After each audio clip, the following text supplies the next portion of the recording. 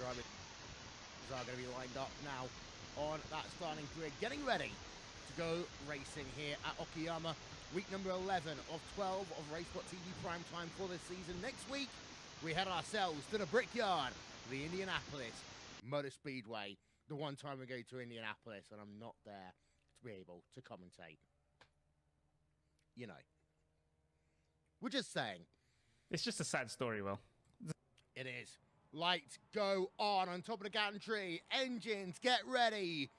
It's Friday night prime time, and we are green for 10.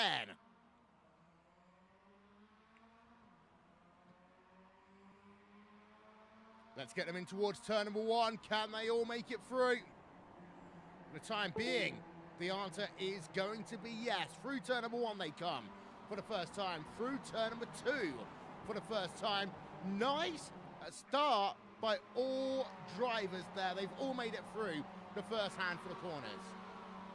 Yep, the only bit of side-by-side going on right now is Christian Zilka in the number 4 versus Geddes coming down in towards the hairpin for the first time. Zilka had a very, very terrible start, dropped him a couple of positions coming down towards turn number 1. He's looking to make those back relatively quickly as Geddes actually does get slight run off the corner. They have to be careful they don't break themselves off this front pack too early, as Geddes is going to challenge on the back straight. Yeah, there is Geddes. Now, the way this will work down into the hairpin, turn number 5, the outside line can actually work here.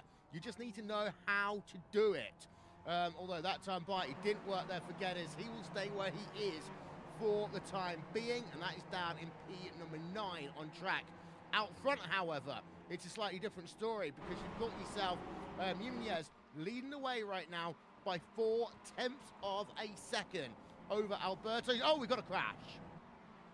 Not quite a crash, but a little bit of a shunt coming down into turn number 8. That was Baioli heading his way into the back of the car ahead, Calderon. But the thing is, he's going side by side right now with John Cannon, as well as there's a little bit of barging there coming through the final couple of corners, but no cars with thermal damage. Yes, bit of argy-bargy there. Iberia car, number 6 machine, and Baioli out the final corner underneath the bridge to start lap number 2 here. Live timing and scoring is available. Just visit racespot.tv/timing, as is of course the case on every race that we do. One thing I heard there, and one thing that will be a factor in this event, drivers hitting the limiter as they come down in towards turn number 1. It's a bit of a weird one here, Connery, in that as you come down into turn number 1, of course, you know, these cars, even if it wasn't fixed setup, it's a fixed engine, fixed gearbox, and that can make it sometimes interesting as to how these drivers attack the racetrack in terms of do they stay in one gear or do they shift up? Yeah, it definitely is an issue, and also it depends whether you're getting a slipstream from the car ahead or not, whether that's a bigger issue than it usually is as we head down the back straight for the second time. Here comes John Cannon on Baioli here for P number 5, heading their way down towards the right-hander. Challenge ahead of them as well. Calderon down the inside of Quintilier as well. Side by side they go through the hairpin corner, and still side by side coming up to Revolver and Piper, but Quintilier will defend and John Cannon will get past Baioli.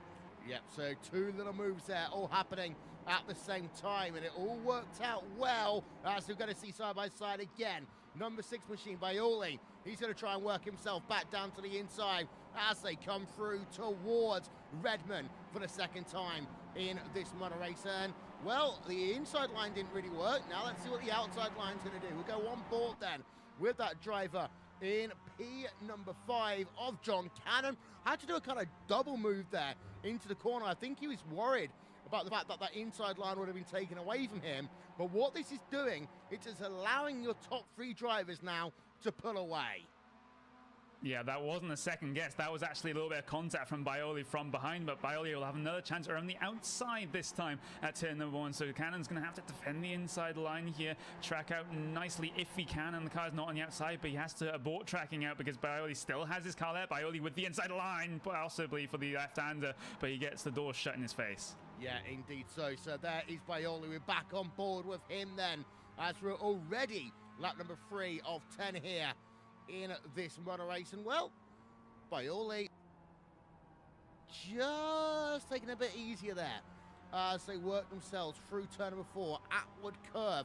It's actually probably, I would say Atwood is the most important corner on this racetrack, but there's no time to talk about that because here comes Quintilier and Cauldron once again. They're going side by side. We've also got more side by side behind. I almost thought we're going to see 3 wide there in towards a hairpin. But now we've got ourselves Cauldron versus Quintilier. Also, that Cauldron now in P number 3, Quintilier down in P number 4.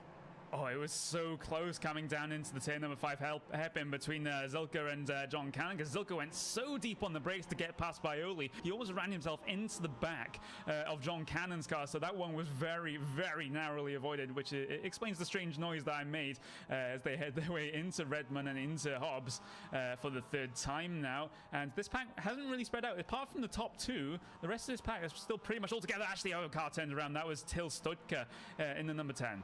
Yeah, and he's now down at the rear of the field. There you can see him down in P number 12 as a consequence. Let's see if it's possible to get a replay. I'm not entirely sure if it is going to be, but we'll try our very hardest and least. We're on board with him right now in that number 10 machine. Down, he just loses it. That is a very silly solo spin there down into Redmond corner. Just caught a bit of white paint when he shouldn't have done so. Let's go back to your race lead, however. Jimenez versus the number 1 machine of Alberto Segovia right now. And these two drivers have now finally pulled out a lead, and that lead currently stands at 3 seconds over the rest of your field. So now it is a mano at the front, but we know how good Jimenez can be. We've seen him in this situation on prime time before, as we've got them. Look, already Jimenez is saying, you know what, I'm going to take the defensive line. If you want my slipstream, you're going to have to come with me. Meanwhile, the pair behind them are pretty much trying to do a NASCAR bump drafting down the back straight, as Quintilier didn't decide to go for the move on Calderon like he has done the past couple of laps coming down into the turn number 5 hairpin, just giving a little bit of a push down the straight to try and catch themselves back up towards the leader. Yeah, and there is that driver in 3rd place, Felipe Calderon, right now running in that 3rd position. All drivers are still running, by the way, just to let you know. The main pack is going on from P3 all the way down. Actually, you say to about P number 9 right now. And one of those things when you're in this situation, oh, we've got an engine failure. I was worried about this before, and we've had an engine failure already here in this motor race. And that is the number 9 machine for Zachary Milne. And this is what I was talking about earlier. These guys are so close to the rev limiter that if you just miss a shift or you just shift down too early, kaboom. Yeah, that was definitely a classic case of shifting down too early, which you can do in these Mazdas, and you can do very, very easily. I know I've done it before in these cars, so that driver will be heading his way down on towards lane. Zachary Milner not going to be continuing on for the rest of this race, as the battle between Calderon and Quintilier still very, very close indeed. I don't think they're concerned about your 2 leaders at this point. They think probably that they've gone too far away. They might as well just fight it out now. Yeah, of course, some of us aren't even fast enough to hit a rev limiter or be able to shift down too early to, you know, they're called will someone. I'm not quite sure, you know. You only ever won a road race when it was actually on an oval by mistake, you know. Your 2 race leaders are still going at it. P3, P4 looking to swap positions again. Quintilier versus Cauldron. Quintilier looks as though he has himself the advantage, but look at that. They're all starting to play games. Let's go Talladega mode. Let's go bump drafting for a moment. And there's the push. And that's going to push them a little bit wide as they come down into the hairpin turn number 5, but they all carry on. Yeah, almost a little bit of a bump and run attempted by John Cannon there, but he's going to lose a position as a result. Cauldron just goes wide, heading away through Revolver and Piper now, as these cars just sliding their way through the corners right now. They're just absolutely scrapping it out. Those 2 drivers at the front are way too far ahead. This is a battle for the final step. Yeah, it is indeed. And any one of these drivers can still do so. As this race will continue, it will intensify. We have got 1, 2, 3, 4, 5 drivers still in that mix. And again, at this stage, it's all about maneuvering yourself to the front of the train. And sometimes you got to be brave and make a couple of half moves and put people ahead of you. Just that'll sink a little bit, because these cars, because they are slow speed, let's not be, you know, anything else about it. It is slow speed, and momentum is the key thing here. Actually, we're going to have a look on board with Cauldron up to 107 miles an hour in towards turn number 1. Now that is about 2/3 of the speed of what a GT car can do into that first corner.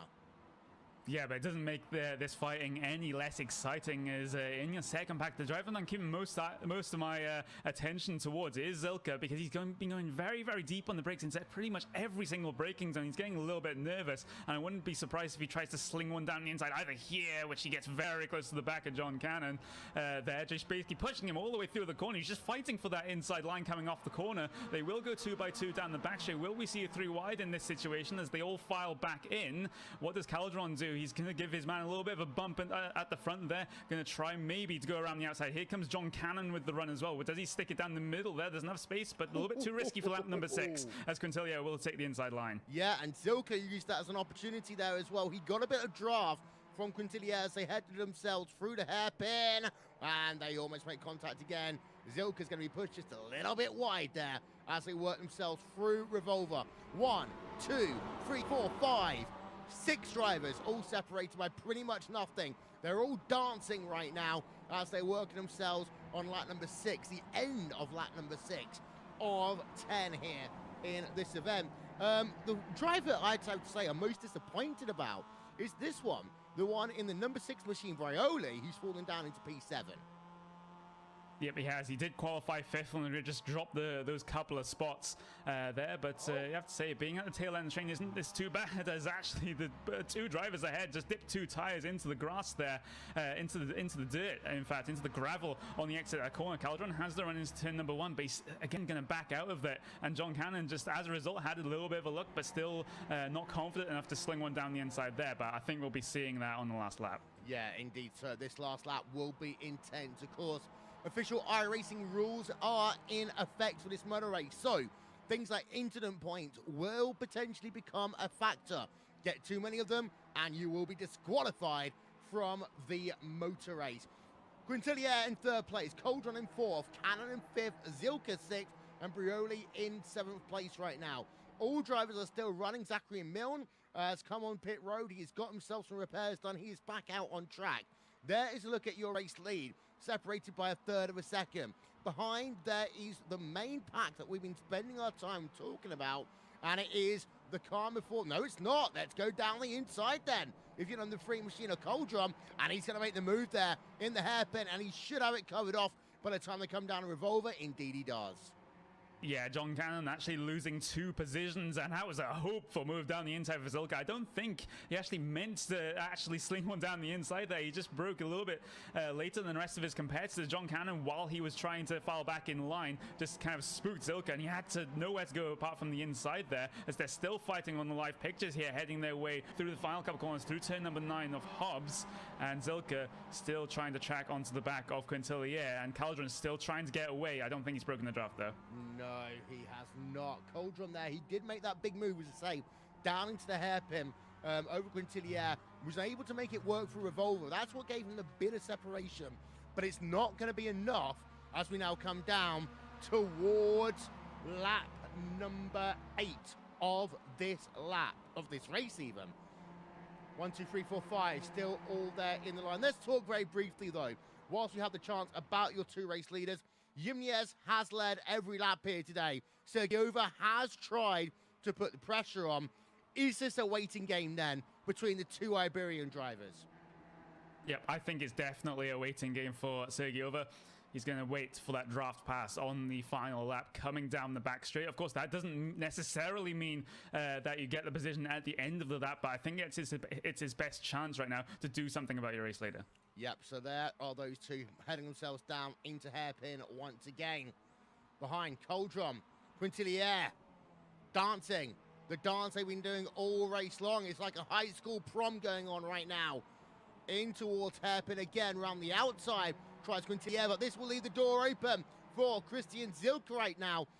Into Revolver corner. Zilk just doesn't have the confidence on the outside. He actually needed to make that pass there, I would say, to set him up for the podium on the last lap, but he's now got another opportunity. We'll go on board. In fact, no, we're going to stay as we are for the time being, because around the outside will go Zeke. He's trying to make the move work on the outside. He cannot do it there through Redmond.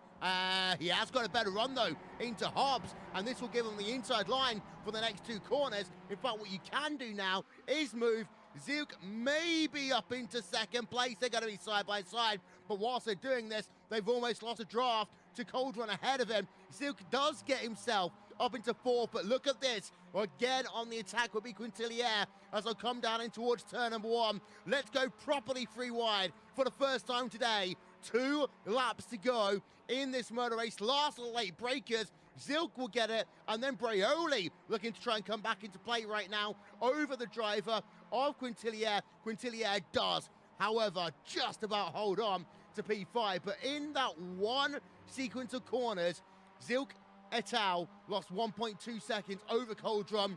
It's all for nothing. Podium over, I would say, at this stage.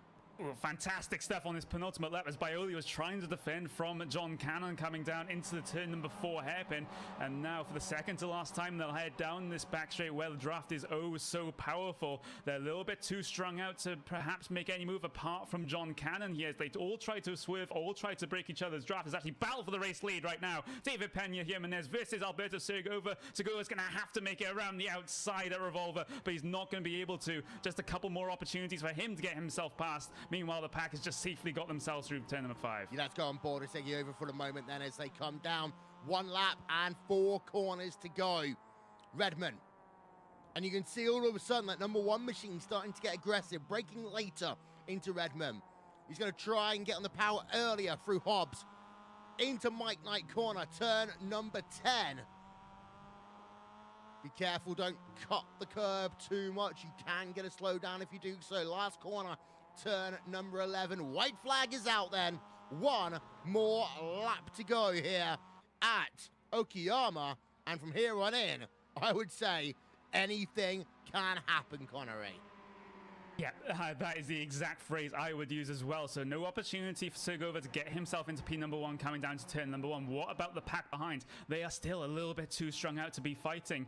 So Caldron, he's lost his gap to the rest of the pack. Zilka is there and ready to pounce. He will have the draft advantage coming down the back straight. But let's look back towards your race lead. David Pena and Segovia, they'll be the first ones to hit the back straight here as they break down in towards turn number 4. And let's see who gets the best run. Out of Atwood curve they'll come then for the final time in this motor race. It's now going to be a case of positioning. Will it be a draft? Will it be a late break? Will it just be an opportunistic move? At this stage, Jimenez knows that he's going to have to play the defensive card. Segovia going to look to the outside there. Can he outbrake on the outside? Clearly not, I was going to say, but he does break so late into the hairpin, but it actually costs him just a little bit behind. We've got ourselves Zilka ahead of Cauldron, or is it going to be? They've all got themselves back together. Zilka on the outside, into the inside, into the Revolver as they work themselves too wide into that corner, but now Cauldron will have the inside into the next corner. It's all going on there for the final spot in your podium as they come underneath the television bridge there. But look at that one you've got for the moment. Zilka up into 3rd place in this event, and he has charged through behind. You've got yourself Quintilier and Brioli also going at it with now just 3 corners to go. But out front, David Pena Jimenez will be your winner here today at Okayama. It was a fast race. It's been a hard race, but Jimenez is your winner here this afternoon. Zilke will come home in 3rd place. He leads that group to the flag, so it'll be Jimenez, Segovia, and Christian Zuk as your podium here today, Connery. Yeah, absolutely fantastic 10 laps that we've just had. There's some amazing racecraft going on there. It was pretty firm in places, you know, a little bit of paint rubbing, shall we say, but all is fair in this type of racing as the rest of your runners head their way across the line. Everyone will finish on the lead lap here. Zachary Milner, after getting that bit of damage, gets the fast repair in the pits and comes home. MP number 12 still on the lead lap. You finish on the lead lap. You finish on the lead lap. Everyone finishes